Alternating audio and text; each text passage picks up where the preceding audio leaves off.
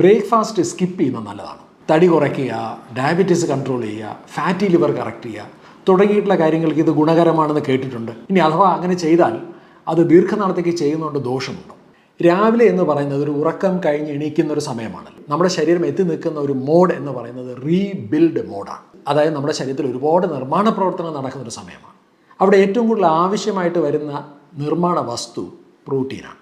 നോക്കിക്കഴിഞ്ഞാൽ തലേദിവസം രാത്രിയിലത്തെ ഡിന്നർ കഴിക്കുമ്പോൾ ആ സമയത്താണ് പ്രോട്ടീൻ കിട്ടുന്നത്. അതായത് കുറച്ചുകൂടി സൂക്ഷ്മമായിട്ട് ന്യൂട്രീഷനിൽ പറഞ്ഞാൽ അമിനോ ആസിഡ്സ് കിട്ടുന്നത് കഴിഞ്ഞ ഡിന്നറിലാണ്. സപ്പോസ് ബ്രേക്ക്ഫാസ്റ്റ് മിസ് ചെയ്യണമെന്നുണ്ടെങ്കിൽ ഈ പറഞ്ഞ പുനർനിർമ്മാണം നടക്കാൻ ആവശ്യമായ അമിനോ ആസിഡ്സ് ആണ് നമ്മുടെ ശരീരത്തിൽ മിസ് ചെയ്യുന്നത്.